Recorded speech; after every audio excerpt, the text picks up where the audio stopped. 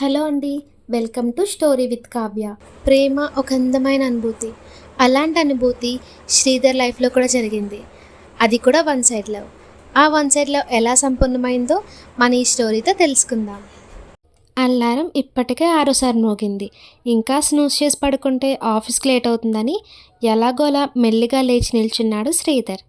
లేవగానే తల దిమ్ముగా అనిపించింది. రాత్రి కొంచెం తక్కువ తాగుంటే బాగుండు అని అనుకున్నాడు. టైం 8 దాటింది. 9 గంటలకల్లా ఆఫీస్లో ఉండాలి. బెడ్ పక్కన ఖాళీ సీసాలు, నమిలి పాడేసిన నాన్ వెజ్ ఎముకలు చిందరవందరగా పడున్నాయి. నా కొడుకులు తాగడం వెళ్ళిపోవడం ఇదంతా ఎవరు సర్దుతారు అనుకున్నాడు. తనకున్న క్లోజ్ ఫ్రెండ్స్ ఇద్దరు మాత్రమే. వాళ్ళిద్దరికీ పెళ్ళిళ్ళైపోయాయి. శ్రీధర్ ఒక్కడే బ్యాచులర్గా ఉన్నాడు. అందుకే వీకెండ్ రాగానే ముగ్గురు కలిసి శ్రీధర్ రూమ్లోనే తాగుతారు. చాలా రోజుల నుండి ఇది జరుగుతోంది. అంతా సర్దేసి హడావిడిగా రెడీ అవ్వడం మొదలుపెట్టాడు. శ్రీధర్కి 33 ఏళ్ళు. తను ఈడు వారందరికీ పెళ్ళిళ్ళైపోయి వారి పిల్లలు స్కూల్కి కూడా వెళ్ళిపోతున్నారని తన తల్లి అప్పుడప్పుడు ఫోన్ చేసి బాధపడుతూ ఉండేది. తనకు పెళ్లి కాకపోవడానికి పెద్ద కారణాలు ఏమీ లేవు. అందగాడు, మంచి ఉద్యోగం, పిలిచి మరీ పిల్లనిస్తామని చాలా సంబంధాలు వచ్చాయి. కానీ శ్రీధర్ ఇంట్రెస్ట్ చూపించలేదు. అసలు పెళ్లి గురించి శ్రీధర్ పెద్దగా ఆలోచించలేదు. కాలేజీ రోజుల్లో ఒక అమ్మాయిని ఇష్టపడ్డాడు. One side love. ఆ విషయం ఆ అమ్మాయికి చెప్పలేకపోయాడు. తర్వాత ఆమెకు పెళ్ళైపోయింది. దాని తర్వాత ఏ అమ్మాయిని చూడలేదు. ఎవరైనా అమ్మాయి తనతో పరిచయం పెంచుకోవాలని చూసినా అవాయిడ్ చేసేవాడు. దీంతో తన జీవితంలో మరో ప్రేమ కథ లేకుండా పోయింది. ఆఫీస్కి వెళ్ళడం, ఇంటికి రావడం, టీవీ చూడడం, మొబైల్ ఫోన్తో గడపడం, వీకెండ్ ఫ్రెండ్స్తో ఎంజాయ్ చేయడం. నెల జీతం రాగానే సగం జీతం ఊర్లో ఉన్న అమ్మానాలకు పంపడం, మిగతాది తన ఇష్టానికి ఖర్చు పెట్టుకోవడం. కొన్ని సంవత్సరాలుగా ఇదే రొటీన్గా అవుతుంది. అయినా శ్రీధర్ ఎప్పుడూ బోర్గా ఫీల్ అవ్వలేదు. నిజానికి తనకి ఈ జీవితం చాలా ఈజీగా, హాయిగా ఉంది. తన ఫ్రెండ్స్ పెళ్లి చేసుకొని పడే పాటలు చూసి నవ్వుకునేవాడు. ఎందుకో ఎన్ని సంబంధాలు చూసినా ఏ అమ్మాయి నచ్చేది కాదు. తనకు ఎలాంటి అమ్మాయి కావాలో తనకే క్లారిటీ లేక అలాగే ఉండిపోయాడు. ఆఫీస్కు ఇంకా 20 నిమిషాలుంది. బైక్ స్టార్ట్ చేసి రోడ్డు మీద పడ్డాడు. ఇంకో అరగంటలో ఆఫీస్లో ఉంటాడు. బైక్ పైన వెళ్తుంటే ఏవేవో ఆలోచనలు. రోడ్డు మీద వెళ్తున్న జంటలు చూస్తుంటే మనసుకు బాధగా అనిపించేది. జీవితం చాలా రొటీన్గా అనిపించింది.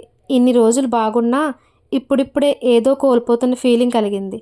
ఎన్ని రోజులు ఇలా ఇంకే మార్పు తన జీవితంలో రాదా అని అనిపించింది. ఆఫీస్, ఇల్లు, ఇల్లు, ఆఫీస్ ఇంతేనా? ఎందుకో ఆఫీస్కి వెళ్ళబుద్ధి కాలేదు. వెంటనే బైక్ సైడ్కి తీసుకొని హెచ్ఆర్కి కాల్ చేసి ఆ రోజు హెల్త్ బాగోలేదని లీవ్ తీసుకున్నాడు. పక్కనే ఒక చిన్న టీ కొట్టు ఉంటే టీ తాగుతూ ఒక రాయి పైన కూర్చున్నాడు. ఆ టీ కొట్టు ముందు ఒక డిగ్రీ కాలేజీ ఉంది. స్టూడెంట్స్ అందరూ అప్పుడే కాలేజీకి వెళ్తున్నారు. సరదాగా జోకులు వేసుకుంటూ ఎంజాయ్ చేస్తున్న వాళ్ళను చూస్తుంటే జీవితంలో ఏదో కోల్పోయినట్టు అనిపించింది. తను క్లాస్ టాపర్ కావడానికి ఎప్పుడూ పుస్తకాలతో ఎలా కుస్తీ పడేవాడో గుర్తొచ్చింది. ఎప్పుడూ పుస్తకాలే లోకం కావడంతో ఎవరితోనూ ఎక్కువగా మాట్లాడేవాడు కూడా కాదు. క్లాస్ ఫస్ట్ రావడమే తన చిన్నప్పటి నుండి తన ధ్యేయం. ఎప్పుడైనా రాకపోతే తల తీసేసినట్టుండే తనకు. ఇంటర్లో జిల్లా ఫస్ట్ వచ్చాడు. అదే బీటెక్లో కూడా కంటిన్యూ అయింది. తనకు ఫ్రెండ్స్ కూడా చాలా తక్కువ. ఎవరితోనైనా మాట్లాడినా చదువు గురించే మ్యాక్సిమం మాట్లాడేవాడు. దీంతో సబ్జెక్టులో ఏమైనా డౌట్స్ వచ్చిన వాళ్ళు తప్ప ఎవ్వరూ ఎక్కువ మాట్లాడేవారు కాదు. అలాంటి టైంలోనే కీర్తనని చూశాడు. కీర్తన తనకు జూనియర్. చాలా అందంగా ఉంటుంది. అందానికి తగ్గట్టు హుందాగా ఉండేది. తెలివైంది, బాగా చదివేది కూడా. ఎంతోమంది ఆమెతో మాట్లాడడానికి తెగ ప్రయత్నించేవాళ్ళు. అందరితోనూ ఆమె మొహమాటం లేకుండా చక్కగా మాట్లాడేది.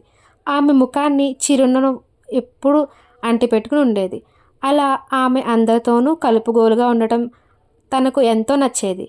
తను కూడా ఆమెలా ఉంటే ఎంత బాగుండు అనుకునేవాడు. కానీ చిన్నప్పటి నుండి అలవాటైన స్వభావం ఎలా మారుతుంది? బహుశా అదే ఆమెతో ప్రేమలో పడేటట్టు చేసిందేమో. ఆమె చనువును చూసి చాలామంది ప్రపోజ్ చేసేవారు. సున్నితంగా అందరినీ తిరస్కరించింది. చాలామందికి ఆమె ఒక డ్రీమ్ గర్ల్. శ్రీధర్ కూడా ఆమెతో ఒకసారి మాట్లాడితే చాలు అనుకునే. చిన్నప్పటి నుండి ఇంట్రోవర్ట్గా పెరగడంతో ఎవరితోనైనా కొత్తగా పరిచయం పెంచుకోవాలంటే తన వల్ల అయ్యేదే కాదు. ఇంకో విషయం ఏంటంటే ఆ అమ్మాయి వాళ్ళ ఇల్లు శ్రీధర్ ఇంటి దగ్గరే అయినా కూడా కనీసం పేరు కూడా పరిచయం చేసుకోలేకపోయాడు. దూరం నుండి చూసి సంతోషపడటం తప్ప. తన చదువు, తన పుస్తకాలు అదే లోకం. ప్రొఫెసర్ల చేత మాత్రం చాలా మంచివాడు అనిపించుకున్నాడు. తన క్లాస్మేట్ కొంతమంది ప్రేమలో మునిగి తేలుతుంటే తను కూడా ప్రేమ పొందగలిగితే ఎంత బాగుండు అని అనుకునేవాడు తప్ప కనీసం తన ప్రేమ గురించి ఆమెతో చెప్పాలి అనే విషయం గ్రహించలేకపోయాడు. చెప్తే రిజెక్ట్ చేస్తుందేమో అన్న భయం. ఇలాగే 3 సంవత్సరాలు గడిచిపోయాయి. క్యాంపస్ ప్లేస్మెంట్స్లో అందరికంటే ముందు తనకే జాబ్ వచ్చింది. అప్పుడు చెప్పాలనుకున్నాడు తన ప్రేమ గురించి. అప్పుడైతే ఒప్పుకునేందుకు ఛాన్సెస్ ఎక్కువ ఉంటాయనుకున్నాడు. కానీ తన దురదృష్టమో ఏమో కానీ అదే టైంలో ఆ అమ్మాయికి పెళ్ళైపోయింది. కొన్ని రోజులు ఆ బాధలోనే ఉండిపోయాడు. ఇంకా ఆ ఏరియాలో ఉండలేక వేరే చోటికి వెళ్ళిపోయాడు. ఆ కాలేజీ స్టూడెంట్స్ని చూస్తుంటే ఆ రోజుల్లో తను ఏం కోల్పోయాడో అర్థమైంది. ఇప్పుడు చూడు నా పరిస్థితి బావిలో కప్పలా తయారైంది అని బాధపడ్డాడు.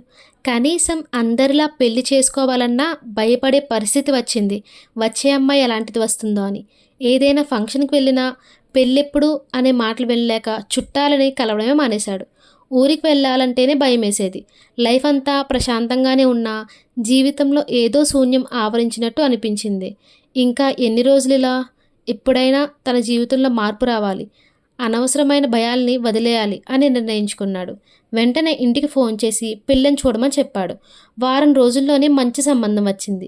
అమ్మాయి బాగా చదువుకుంది, అందంగానే ఉంది, మంచి ఉద్యోగం కూడా చేస్తుంది. పైగా ఆమె తండ్రి చిన్నపాటి రాజకీయ నాయకుడు. ఆమెతో పెళ్లి చూపుల రోజు కొంచెం ధైర్యం తెచ్చుకొని ఒక అరగంటకు పైగానే మాట్లాడాడు. ఒక అమ్మాయితో అంతసేపు మాట్లాడడం అదే ఫస్ట్ టైం. దీప్తికి నో చెప్పడానికి రీజన్ దొరకలేదు. అంత మంచి సంబంధం ఇంకా దొరకదని చాలామంది చెప్పారు. ఒక నెలలో పెళ్లి ముహూర్తం వచ్చింది. నెంబర్లు ఎక్స్చేంజ్ చేసుకొని చాట్ చేయడం, అప్పుడప్పుడు కలుసుకొని మాట్లాడడం అన్నీ జరిగిపోతున్నాయి. అలాంటి సమయంలోనే ఒక అమ్మాయి తన ఆఫీస్లో జాయిన్ అయింది. ఆమెను చూడగానే శ్రీధర్ షాక్ అయ్యాడు. తనెవరో కాదు, బీటెక్లో తను లవ్ చేసిన అమ్మాయి కీర్తన. అప్పుడు ఎలా ఉందో ఇప్పుడు అలానే ఉంది.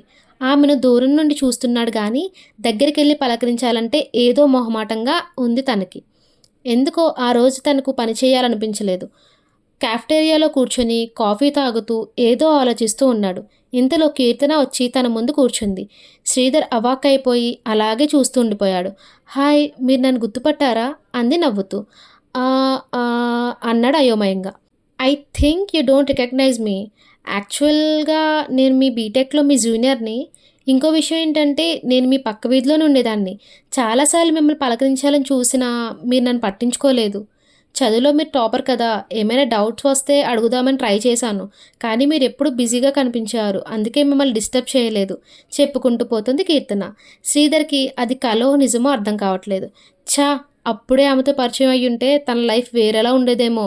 అయినా అమ్మాయి పలకరించినా పట్టించుకోనంత ఏం వెలగబెట్టండి నా టైంలో అని తనను తానే తిట్టుకున్నాడు. ఇంతకీ మీరు నన్ను గుర్తుపట్టారా లేదా? నాకు మాత్రం మిమ్మల్ని ఇక్కడ చూడగానే సర్ప్రైజ్గా అనిపించింది. అందులోనూ మన టీంకి లీడర్ మీరే అంటగా, అందుకే కొంచెం పరిచయం చేసుకుందామని ఇలా. కీర్తన కొంచెం ఎక్సైటింగ్గా అంది. గుర్తుపట్టాను, నా టీం అని తెలిసి నేనే మిమ్మల్ని పలకరిద్దామనుకున్నాను అన్నాడు శ్రీధర్ చిన్నగా. హమ్మయ్య, ఇంక నాకు ఏ డోకా ఉండదు. అసలే కొత్త కదా, ఈ ఎన్విరాన్మెంట్కి ఎలా అడ్జస్ట్ అవుతానో అని అనుకున్నా. పైగా మీరే టీం లీడ్ కాబట్టి వర్క్ ప్రెజర్ కూడా అంత ఉండదు. Of course I am a hard worker. మిమ్మల్ని ఏం ఇబ్బంది పెట్టనులేండి. ఇంకా ఎలా ఉన్నారు? కీర్తన అలా నవ్వుతూ మాట్లాడుతుంటే అలాగే చూస్తూ ఉండిపోయాడు. అప్పటికి ఇప్పటికీ ఆమె ముఖంలో చిన్న మార్పు కూడా లేదు. అదే ఎనర్జీ, అదే ఉత్సాహం, అదే చిరునవ్వు. ఏంటో ఆలోచిస్తున్నట్టున్నారు. మిమ్మల్ని ఏమైనా డిస్టర్బ్ చేశానా అంది కీర్తన. అదేం లేదు, చాలా రోజుల తర్వాత మిమ్మల్ని చూసి. కాఫీ నసిగాడు శ్రీధర్. Cold coffee. శ్రీధర్ వెళ్ళి కాఫీ తీసుకొచ్చి ఆమె ముందు పెట్టాడు. తను కాఫీ సిప్ చేస్తూ ఉంది. How is your family? I mean your husband, children? Sridhar మెల్లగా అడిగాడు. ఆ ప్రశ్న అడగగానే కీర్తన ముఖం డల్ అయిపోయింది. కొంచెంసేపు మౌనం తర్వాత అంది, ఐఎమ్ డైవోర్స్డ్. పిల్లలు లేరు. అంతసేపు ఉరకలేస్తున్న గోదావరిలా ఉన్న ఆమె ఒక్కసారిగా గంభీరంగా ఉన్న సముద్రంలో మారిపోవడం చూసి శ్రీధర్కి ఏమనాలో అర్థం కాలేదు. ఇంతలో దీప్తి నుండి కాల్ వచ్చింది. ఎందుకో ఫోన్ లిఫ్ట్ చేయాలనిపించలేదు. కానీ పొద్దున చాట్ చేస్తూ లంచ్ టైంకి కాల్ చేస్తా అన్నాడు. లిఫ్ట్ చేయకపోతే బాగోదని లిఫ్ట్ చేసి కీర్తనని ఎక్స్క్యూజ్ అడిగి కొంచెం పక్కకెళ్ళి దీప్తితో ఏదో హడావిడిగా 4 మాటలు మాట్లాడి తిరిగి వచ్చి చూశాడు. కీర్తన అప్పటికే అక్కడి నుండి వెళ్ళిపోయింది. శ్రీధర్ మూడ్ మొత్తం పాడైపోయింది. ఆ రోజు ఆఫీసులో మొత్తం కీర్తన గురించే తన ఆలోచనలు. మరుసటి రోజు మీటింగ్ ఉండటం, ఆఫీసులో పని ఎక్కువ ఉండటం వల్ల కీర్తన కనిపించినా పెద్దగా మాట్లాడలేకపోయాడు. ఆ రోజు సాయంత్రం లేట్ అయింది. పార్కింగ్ లాట్కి వెళ్ళి బైక్ స్టార్ట్ చేయడానికి ప్రయత్నించాడు. ఎంతకీ స్టార్ట్ కాలేదు. అలాగే దానితో తంటాలు పడుతూ కొద్దిసేపు ఉన్నాడు. ఇంకా లాభం లేదని క్యాబ్ బుక్ చేద్దామనుకొని మొబైల్ బయటికి తీశాడు. ఇంతలో వెనక నుండి కీర్తన వచ్చి ఎనీ ప్రాబ్లం అంది. అవునండి, బైక్ స్టార్ట్ కావడం లేదు, ఈ మధ్య ట్రబుల్ ఇస్తోంది, మెకానిక్ చూపిద్దాం అనుకుంటే టైం దొరకట్లేదు అన్నాడు శ్రీ. పోనీ నా స్కూటీ మీద వస్తారా? మీ ఇల్లు నేను వెళ్ళే దారిలోనే కదా. అంటే నిన్న చూశాను. అంటే క్యాబ్ బుక్ చేసుకుందాం అనుకుంటున్నాను. మీకెందుకులేండి అనవసరంగా శ్రమ. నాకేం శ్రమ లేదు, దారిలోనే కదా, మీకు ఇబ్బంది లేకపోతేనే. నాకేం ఇబ్బంది లేదు, మీకే ఇబ్బంది ఏమన్నా ఉందేమోనని. నాకు అలాంటి అనవసర ఇబ్బందులు ఏమీ లేవండి. అయితే పదండి అప్రయత్నంగా అన్నాడు శ్రీధర్. చల్లని గాలిలో ఒక అమ్మాయి బైక్ పైన అలా వెళ్తుంటే శ్రీధర్ మనసులో గాల్లో తేలుతున్నట్టు అనిపించింది. కీర్తన పర్ఫ్యూమ్ వాసన ఆ ఫీలింగ్ ఇంకా ఎక్కువ చేస్తుంది. కానీ నీకు పెళ్ళి ఫిక్స్ అయింది, ఇలాంటివి కుదరవు. Where are you? On the way to home reply ఇచ్చాడు. Why late? Heavy office work. Are you not driving? Yeah, my bike got trouble. Oh, in క్యాబా? శ్రీధర్కి ఇంకా చాట్ చేయాలనిపించలేదు. Yeah, my mobile battery is very low, call you after reaching home అని chatting అక్కడితో ఆపేశాడు. కీర్తనతో ఏదైనా మాట్లాడాలనిపించింది, కానీ ఎలా మొదలు పెట్టాలో అర్థం కాలేదు. ఎవరితోనో చాటింగ్ చేస్తున్నట్టున్నారు అంది కీర్తన. ఫ్రెండ్తో. ఓ అవును, మీ ఆవిడని నాకు ఎప్పుడు పరిచయం చేస్తారు? ఈ ఏరియాకి కొత్త కదా, మీ ఆవిడని పరిచయం చేస్తే మేమిద్దరం ఫ్రెండ్స్ అవుతాం. ఎవరు పరిచయం లేక ఒకటే బోర్ కొడుతుంది అంది కీర్తన. అంటే నాకు ఇంకా పెళ్ళి కాలేదు నసిగాడు శ్రీధర్. వాట్, ఇంకా పెళ్ళి కాలేదా? అదేంటండి, ఏదో తప్పు చేసినట్టు అలా అన్నారు. ఓ సారీ, జనరల్గా ఈ ఏజ్ వరకు అందరికీ పెళ్ళయ్యి పిల్లలు కూడా ఉంటారు కదా, అందుకే అలా అన్నా. అంటే చేసుకోవాలి అనిపించలేదు అందుకే. మరెప్పుడు చేసుకుంటారు? ఆల్రెడీ పెళ్లి సంబంధం కుదిరింది, నెక్స్ట్ మంత్ నా పెళ్ళి. హే కంగ్రాట్స్, అయితే మీ భార్యని నీ పెళ్ళికి ముందే పరిచయం చేయాలి. అలాగే. నాకెవరితోనూ మాట్లాడకుండా గమ్మునుండటం అంటే అస్సలు ఇష్టం ఉండదు. ఏదో ఒకటి వాగుతూనే ఉంటాను. చిన్నప్పటి నుండి ఇలా అలవాటైపోయిందిలేండి. మీకు కాబోయే ఆవిడని పరిచయం చేస్తే కొంచెం రిలీఫ్ అవ్వచ్చు. శ్రీధర్ స్కూటీ మిర్రర్లో కీర్తన ముఖం చూస్తూ ఆమె చెప్పేది వింటున్నాడు. ఇంత మంచి అమ్మాయి విడాకులు ఎందుకు తీసుకోవాల్సి వచ్చిందో అని అనుకున్నాడు. అడగాల వద్దా అని కొంచెం సంశయించి, నువ్వేమనుకోనంటే నేను ఒక విషయం అడగొచ్చా అన్నాడు. మీరు విడాకులు ఎందుకు తీసుకోవాల్సి వచ్చిందో తెలుసుకోవచ్చా? మీకు ఇబ్బంది లేకపోతేనే చెప్పండి మొహమాట పడుతూ అన్నాడు. ఇబ్బంది ఏం లేదులే, ఈ పాటికి చాలామందికి చెప్పానులే, అలవాటైపోయింది. రేపైనా మీకు చెప్పాల్సిందే కదా. నాకు పిల్లలు కారు, నా గర్భసంచిలో ప్రాబ్లం ఉండి తీసేశారు. అందుకే నన్ను విడిచిపెట్టి వేరే అమ్మాయిని పెళ్లి చేసుకున్నాడు. మా అత్తమామలు కూడా ఆయనకే సపోర్ట్ చేశారు. ఇంకేం చేస్తాం? అదేం నాకు పెద్ద ప్రాబ్లంగా అనిపించట్లేదే. పిల్లల కోసం చాలా సైంటిఫిక్ మెథడ్స్ ఉన్నాయి కదా, పెద్ద ప్రాబ్లం కాదా? ఇవాళ రేపు ఎంత సిల్లీ రీజన్స్కి విడాకులు తీసుకుంటున్నారో తెలుసా? వాటితో పోలిస్తే అది చాలా పెద్ద ప్రాబ్లం. అయినా మీ హస్బెండ్కి మీ మీద లవ్ ఉంటే అది పెద్ద ప్రాబ్లం కాదు కదా. లవ్వా? నవ్వింది. ఏమైంది? లవ్ అంటే నవ్వొచ్చింది. నాకు చాలామంది లవ్ ప్రపోజ్ చేశారు, నేను ఎవరినీ యాక్సెప్ట్ చేయలేదు. కాలేజీలో ఉండగానే మంచి సంబంధం అని నాకు పెళ్లి చేసేశారు. ఆయనకి బిజినెస్, ఫ్రెండ్స్ తప్ప ఏమీ పట్టేది కాదు. ఇంట్లో ఫ్రిడ్జి, టీవీ, ఏసీలాగా నేను కూడా ఒక వస్తువునే తనకి. బైక్ వేగం పెంచింది తను. ఒక అపురూపమైన అందమైన అమ్మాయిని ఇంట్లో పెట్టుకొని ఆమె విలువ తెలుసుకోకపోయాడు వెధవ అనుకున్నాడు మనసులో. ఎంతోమంది కలల రాణిని ఇంట్లో పెట్టుకొని ఒక వస్తువుగా చూస్తాడా? ప్రేమించే హృదయం అందరికీ ఉండదు కదా. దేవుడికి ఎవరికి ఏమివ్వాలో తెలియదు. ఇలా ఏదో ఆలోచిస్తూ ఉన్నాడు. ఇంతలోనే శ్రీధర్ ఇల్లు వచ్చేసింది. శ్రీధర్ ఈ లోకంలోకి వచ్చి ఇక్కడ సైడ్ కాపండి అన్నాడు. బైక్ దిగి థ్యాంక్స్ చెప్పాడు. సారీ, నా పర్సనల్ విషయాలు చెప్పి బోర్ కొట్టించాననుకుంటా నవ్వుతోంది కీర్తన. అదేం లేదు అన్నాడు ఆమె నుదురు మీద చిరు చెమట చూస్తూ. స్ట్రీట్ లైట్ వెలుతురులో మెరుస్తున్న ఆ చెమట బిందువులను ముత్యాల్లా కనిపించాయి తనకు. Okay bye, good night. Bike reverse చేస్తూ అంది తను. గుడ్ నైట్ కీర్తన వెళ్ళిపోతుంటే అలాగే చూస్తూ నిల్చున్నాడు. రాత్రంతా శ్రీధర్కి నిద్ర పట్టలేదు. దీప్తి ఫోన్ చేసినా లిఫ్ట్ చేయాలి. ఇదేంటి తను కీర్తనతో మళ్ళీ ప్రేమలో పడిపోతున్నాడా? ఈ టైంలో ఇది కరెక్టేనా? అందరూ ఏమనుకుంటారు? అందరి గురించి వదిలేసిన దీప్తికి తెలిస్తే తన గురించి ఏమనుకుంటుంది? ఇలా రకరకాల ఆలోచిస్తూ ఉండిపోయాడు. రోజులు గడుస్తున్న కొద్దీ శ్రీధర్కి భయం పెరగడం మొదలైంది. కీర్తన తన జీవితంలోకి రాకపోతే దీప్తినే పెళ్లి చేసుకునేవాడిని కదా అని సర్ది చెప్పుకుందామనుకున్నా దేవుడే తన కోసం కీర్తనాన్ని తన ఆఫీస్కి పంపాడని మనసు మళ్ళీ మళ్ళీ చెప్తుంది. ఇంకా ఏదో ఒకటి తేల్చుకోకపోతే జీవితాంతం బాధపడాల్సి వస్తుందని నిర్ణయించుకున్నాడు. ఆ రోజు ఆదివారం కావడంతో తీరిగ్గా వరండాలో కూర్చొని పేపర్ చదువుతున్నాడు శ్రీధర్. అప్పుడప్పుడు పిచ్చుకలు శబ్దం చేస్తుండడంతో అటువైపు చూస్తున్నాడు. 2 పిచ్చుకలు గోడ మీద కూర్చొని సరదాగా సరసాలాడుకుంటున్నాయి. వాటినే కొద్దిసేపు చూసి పేపర్ పక్కన పడేసి ఇంట్లోకి వెళ్ళాడు. ఆమె వంటగదిలో కూరగాయలు తరుగుతూ ఉంది. నుదుటిపై చెమట వస్తుంటే ముంగుర్లని వెనక్కి సరిచేసుకుంటూ ఉంది. ఆ టైంలో ఒక చెయ్యి తిరిగిన చిత్రకారుడు ఎంతో శ్రద్ధగా వేసిన పెయింటింగ్లా కనిపించింది. ఆ దృశ్యం అదృశ్యం కావద్దు అనుకొని వెంటనే మొబైల్ ఫోన్ తీసుకొని ఆమెను దూరం నుండే ఫోటో తీశాడు. కీర్తన అతని వైపు చూసి ఏం చేస్తున్నావు అంది. ఏం లేదు, నా ఏంజల్ని ఫోటో తీస్తున్నా అన్నాడు శ్రీ. అబ్బో అంది తను టమాటాలు తరుగుతూ. వెంటనే వెళ్ళి ఆమెను వెనక నుండి వాటేసుకున్నాడు. ఏంటండి ఇది అంది ఆమె ఇబ్బంది పడుతూ. ఏం, నా భార్యను నేను వాటేసుకుంటే తప్ప అంటూ ఇంకా బలంగా హత్తుకున్నాడు. ఇంతలో కాలింగ్ బెల్ మోగింది. ముందు ఎవరొచ్చారో చూసిరండి అని కీర్తన అనడంతో వెళ్ళి డోర్ ఓపెన్ చేశాడు. ఎదురుగా దీప్తి నిల్చునుంది. లోపలికి రావచ్చా అంది దీప్తి. ఆమె వెనకాలే ఇంకో అబ్బాయి ఉన్నాడు. ప్లీజ్ కమిన్ అంటూ లోపలికి ఆహ్వానించాడు శ్రీధర్. కీర్తన కూడా వారిని చూసి హాల్లోకి వచ్చి దీప్తిని విష్ చేసి కూర్చోబొట్టింది. తిను సురేష్, నెక్స్ట్ వీక్ మా మ్యారేజ్, మీరిద్దరూ తప్పకుండా రావాలి అంటూ పెళ్లికి పత్రిక తీసి వారి చేతిలో పెట్టింది దీప్తి. ఓ కంగ్రాట్స్, తప్పకుండా వస్తాం అంది కీర్తన. కొద్దిసేపు మాట్లాడాక వాళ్ళిద్దరూ వెళ్ళిపోయారు. దీప్తి చాలా మంచి అమ్మాయి కదండి. నా వల్ల తన పెళ్ళి ఆగిపోయినా అవేమీ మనసులో పెట్టుకోకుండా తన పెళ్ళికి ఇన్విటేషన్ తెచ్చి ఇచ్చింది అంది కీర్తన. అవును అన్నాడు శ్రీధర్ ఆ రోజు కాఫీ షాప్లో జరిగింది గుర్తు తెచ్చుకుంటూ. పెళ్ళి 10 రోజులు ఉందనగా దీప్తిని ఒక కాఫీ షాప్లో కలిసి కీర్తన గురించి చెప్పాడు శ్రీధర్. తను కాలేజీ రోజుల్లో ఎంతగా ఆమెను ఆరాధించాడో, ఆమె జ్ఞాపకాల్లో వేరే అమ్మాయిని ఎందుకు తన జీవితంలోకి ఆహ్వానించలేకపోయాడో, ఇప్పుడేం జరుగుతుందో అంతా పోసగుచ్చినట్లు చెప్పాడు. వేరే అమ్మాయి అయితే ఎంత రచ్చ చేసేదో తెలియదు, కానీ దీప్తి మాత్రం శ్రీధర్లో ఉన్న నిజాయితీని చూసి అతన్ని అర్థం చేసుకుంది.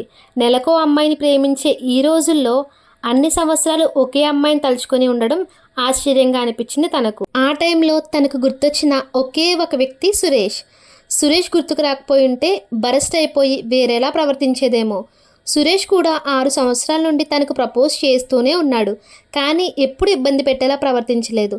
సురేష్ ఇల్లు కూడా వాళ్ళ వీధి చివరిలో ఉండేది. మొదట్లో ఆటో నడుపుకునేవాడు. అక్కడే తనతో పరిచయం అయ్యింది. తర్వాత కారు కొనుక్కొని క్యాబ్ నడిపాడు. ఇప్పుడు సొంతంగా 4-5 కార్ల వరకు కొని క్యాబ్లకు రెంట్కి ఇస్తున్నాడు. కష్టపడే తత్వం కలవాడు. పైగా ఏ చెడు అలవాటు లేవు. నీ ఇన్స్పిరేషన్తోనే జీవితంలో పైకి రావాలని నిర్ణయించుకున్నానని ఎప్పుడూ చెబుతుండేవాడు. దీప్తి ఐఐఎంలో ఎంబీఏ చేసింది. పెద్ద కంపెనీలో మంచి పొజిషన్లో ఉంది. దాంతో సురేష్ ఎప్పుడూ తన స్టేటస్కి సరిపోడేమో అని దూరం పెట్టేది. అయినా ఈ ప్రేమలు దోమలు వేరే బెటర్ చాయిస్ దొరికే వరకే అన్న అపోహలో ఉండేది తను. ఇప్పుడు అతని ప్రేమలో నిజాయితీ తెలుస్తుంది ఆమెకి. సిన్సియర్గా ప్రేమించే వాళ్ళు ఈ జనరేషన్లో కూడా ఉంటారని అర్థమైంది తనకు. ఆమె మనసు కొంచెం తేలికైనట్టు అనిపించింది. ఇంతకీ ఆమెకి ఈ విషయం చెప్పావా లేదా అంది శ్రీధర్ వైపు చూస్తూ దీప్తి. లేదు అన్నాడు శ్రీధర్. ఆమెకు చెప్పకుండానే నాతో పెళ్ళిని క్యాన్సిల్ చేయాలనుకుంటున్నారా? ఆమెను మనసులో పెట్టుకొని మిమ్మల్ని పెళ్లి చేసుకోవడం కరెక్ట్ అనిపించలేదు. ఆమె ఒప్పుకోకపోతే? అదంతా నేను ఆలోచించలేదు, ఎటో చూస్తూ అన్నాడు శ్రీధర్. అయితే ఫోన్ చేసి వెంటనే ఆమెను ఇక్కడికి రమ్మను అంది దీప్తి కొంచెం గట్టిగా. శ్రీధర్ భయంతో ఎందుకు అన్నాడు. ఎందుకో తర్వాత చెప్తా, ఏం భయపడకండి, ముందు ఫోన్ చేయండి, అట్లీస్ట్ ఆమెను నాకు పరిచయం చేయరా అనడంతో తప్పక కీర్తనకి ఫోన్ చేసి ఆ కాఫీ షాప్కి రమ్మన్నాడు. అరగంట తర్వాత వచ్చింది కీర్తన. దీప్తి తనను తాను పరిచయం చేసుకొని ఆ విషయం ఈ విషయం మాట్లాడుతూ శ్రీధర్ కీర్తనని ప్రేమిస్తున్న విషయం మెల్లగా చెప్పింది. కీర్తన ఒక్కసారిగా ఆశ్చర్యపోయింది. తర్వాత దీప్తినే కాలేజీ రోజుల నుంచి జరిగిందంతా కీర్తనకి అర్థమయ్యేలా చెప్పింది. శ్రీధర్ టెన్షన్ పడుతూ కూర్చున్నాడు. ఒక అమ్మాయికి అంతగా ప్రేమించే మగాడు దొరకడం కన్నా ఇంకా ఏం అదృష్టం ఉంటుంది అంది దీప్తి. కానీ నాకు పిల్లలు కారు, ఆ విషయం తెలుసుగా అంది కీర్తన బాధపడుతూ. పిల్లలు కాకపోతే ఏం, నిన్నే చిన్నపిల్లలా చూసుకుంటాడు.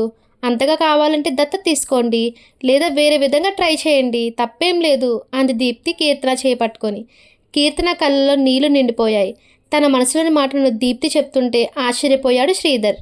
నువ్వేమైనా చెప్పాలనుకుంటున్నావా అంటూ శ్రీధర్ వైపు తిరిగింది దీప్తి. కొంచెం సేపు మౌనం తర్వాత శ్రీధర్ ధైర్యం తెచ్చుకొని, కీర్తన, నిన్ను నా ఇంట్లో వస్తువులా కాదు, నా జీవితంలో వెలుగులా చూసుకుంటా. నిన్ను బాగా చూసుకుంటానన్న నమ్మకం నాకుంది. అదే నమ్మకం నీకు కూడా కలిగేలా చూసుకుంటా అప్రయత్నంగా మాట్లాడేశాడు. దీప్తి కీర్తన వైపు తిరిగి, ఒక ఆడదాని మనసు ఆడదే అర్థం చేసుకుంటుందంటారు, కానీ మగాడి మనసు కూడా ఆడదే అర్థం చేసుకుంటే ఆమె జీవితం ఇంకా బాగుంటుంది. నా పెళ్లి గురించి ఆలోచించుకో. మా నాన్నకు నేనంటే చాలా ఇష్టం. ఆయన్ని కన్విన్స్ చేయడం నాకు పెద్ద విషయం కాదు. శ్రీధర్ నీకు మంచి మ్యాచ్, ఆలోచించుకో అంటూ లేచి ఆల్ ది బెస్ట్ అంటూ ఇద్దరికీ షేక్ హ్యాండ్ ఇచ్చి అక్కడి నుండి వెళ్ళిపోయింది. కొన్ని రోజులకి కీర్తన శ్రీధర్తో పెళ్లికి ఓకే చెప్పేసింది. అదంతా గుర్తు తెచ్చుకున్న శ్రీధర్ దీప్తి లాంటి మంచి అమ్మాయికి అంతా మంచి జరగాలని మనస్ఫూర్తిగా కోరుకుంటూ, ఇందాక ఎక్కడో ఆపాం అంటూ కీర్తనని వాటేసుకున్నాడు.